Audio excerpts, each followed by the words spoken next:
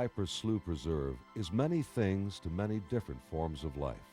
Seen as a whole, it's a system of animals and plants and natural processes that work together, something like the mechanism of a fine watch, one that measures time in seasons and cycles and years. It might be helpful to think of the slough as a wooded stream, an inland wetland ecosystem surrounded by the results of Southwest Florida's ever-growing human population. It was this threat from development that compelled a group of Lee County students back in the 70s to begin work to save the slough. Calling themselves the Monday Group, the students thought this 9-mile slice of the natural world should be preserved. Gary and Charlotte Maidhof were both part of this effort when they were in high school. Today, they enjoy taking their sons to the slough for family outings. We were members of an environmental education group called the Monday Group. It was composed of high school students throughout Lee County, and our instructor, Bill Hammond, taught us about 6 Mile Cypress. He also taught us that by dedicating energy and resources and doing the research and going out in the community, that we can make anything happen. And what we were able to help do was to help purchase 6 Mile Cypress for all future generations. Lee County voters agreed with environmental students like Gary and Charlotte, taxed themselves to raise money, and together with the South Florida Water Management District and Lee County Parks and Recreation, the slough was saved. And in 1991, the 6 Mile Cypress Slough Preserve saw its first visitors to its mile-long boardwalk. Water, essential to life and the essence of the slough. The water that surrounds you here is fresh water from rain. Its level varies depending in part on slight differences in elevation within the preserve. And different elevations create distinct natural communities, each with a unique roster of residents and guests. As you walk through the slough, it may appear to be very flat. However, there are many changes in elevations. In the higher elevations, you will see things growing such as slash pines, and you'll possibly see a squirrel munching on a pine cone. In the lower elevations, where there's more water, you would see trees growing such as cypress, and you might catch a glimpse of a turtle or even an alligator if you're lucky. It's Southwest Florida's seasonal changes in rainfall that have the greatest effect on water levels. And it's these changes and what happens to this fresh water that makes the slough such a valuable and fascinating place. Though some might not believe it, Southwest Florida does have seasons and the transformations that accompany them. For our exploration and enjoyment of the preserve, we should also consider the dry season and the wet season, that we can lie atop the traditional calendar. The dry season usually begins in the fall and lasts until spring. In the late spring, the rainy season begins. During the summer downpours, the slough serves as a watershed, a big bucket of sorts, collecting this precious resource and helping to prevent flooding. But that's just the beginning. The big bucket now becomes a sieve, with the slough releasing some of its water into creeks and canals, where it ultimately flows into the Gulf of Mexico at Estero Bay. Where this fresh water meets and mixes with salt water, estuaries thrive. And estuaries are among the most productive ecosystems on Earth for fish, crustaceans, shellfish, and coastal birds. So the slough's influence reaches far beyond its green boundaries. Some of the water in the preserve is runoff from roads, parking lots, and lawns. The slough releases this water gradually, allowing sediments to settle out.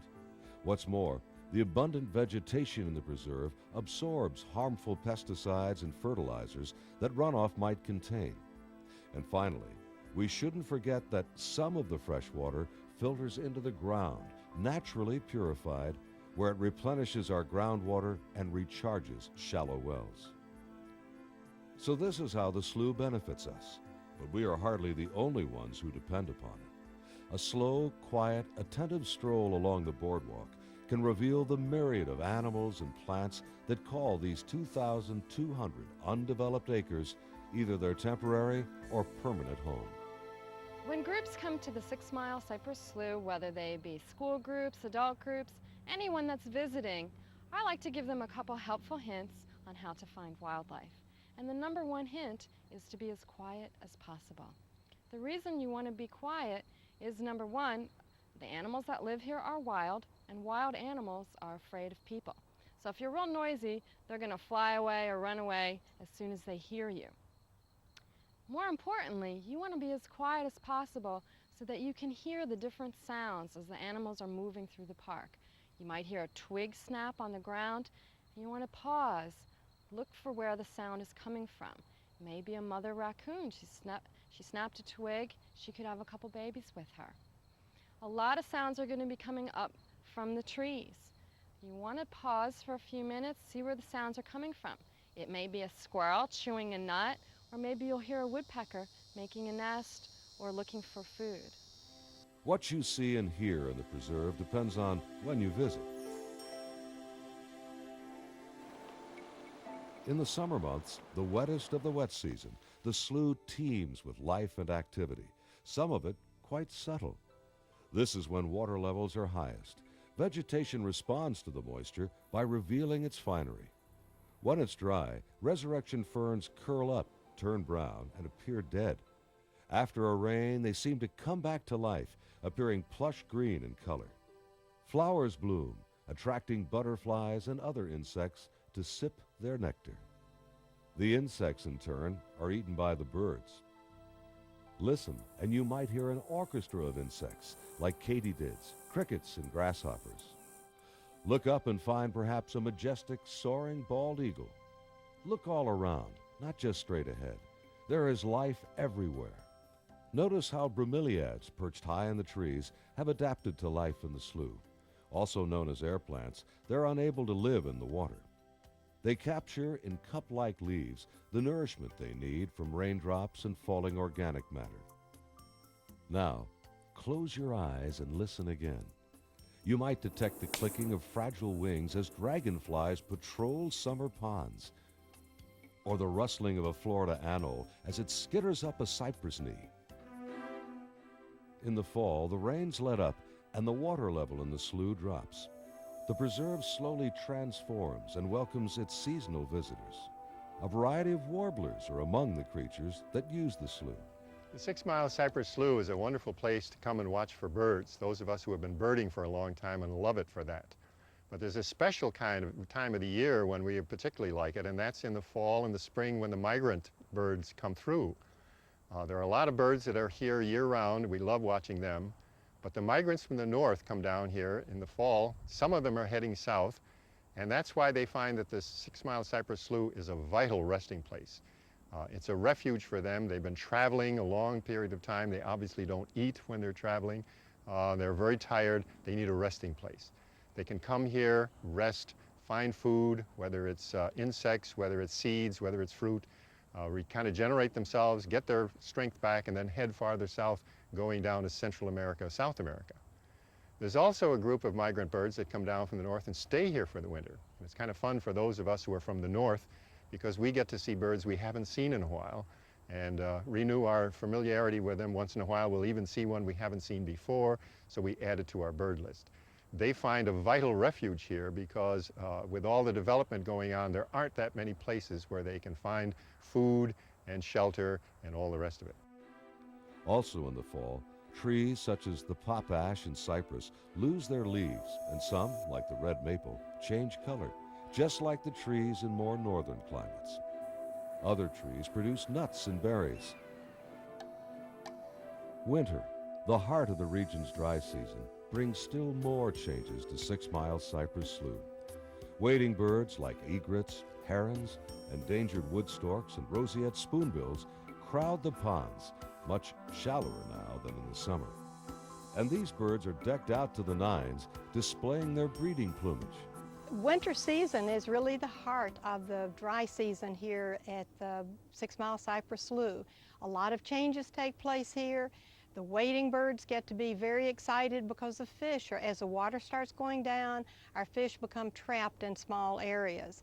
And as the fish are trapped, The wading birds, some of them like to fill the fish, like our endangered wood storks, the herons, the egrets, our ibis. All of these like to fill their food source. So when they're able to get their food source, this time of year is great for them. Winter is also a good time to see alligators and turtles resting on logs, absorbing the sun's warmth. If you look closely, this mother alligator has her baby perched on top of her head, with other babies from her pod circling around her. During the winter season, people visit the slough from across the country and around the world. Typically in Germany, where we come from, I mean, all these animals and the different types of plants you typically only see in, like on TV or in videos, but you don't really, for example, alligator, or in the zoo, but you don't really get a chance to look at it. Just nature taking its course. So there's a lot of different plants and a lot of different animals that we don't get to see in Germany. Cypress knees are part of the root system for the cypress tree. They grow, but they do not grow into new trees. Instead, they work to stabilize the cypress in its watery home. Do me a favor, could you just sit on the boardwalk for a second and stick your knees up? Okay. Pretend this is your trunk, which it is. It's the trunk of your body. And then this coming up is the knee. So if you were a tree, this would be your trunk, and it would go all the way up, and these would be the knees. Set your imagination free. What do you see when you look at a cypress knee? This one could be a medieval castle. That one, a mother and child. Still another could be a couple of ghosts walking side by side through the swamp. Here is where nature and art collide.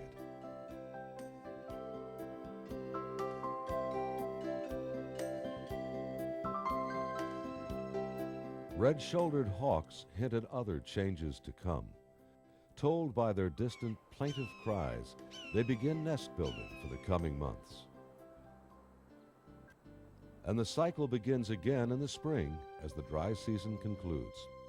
It's nesting time, and it's now that nature's plan becomes most obvious. Every species of plant and animal in the slough either depends upon or is preyed upon by another. For example, ponds are very shallow in spring, concentrating aquatic species such as the mosquito fish, so named because it feeds on mosquito larvae. The fish are then easy pickings for adult birds to feed their young.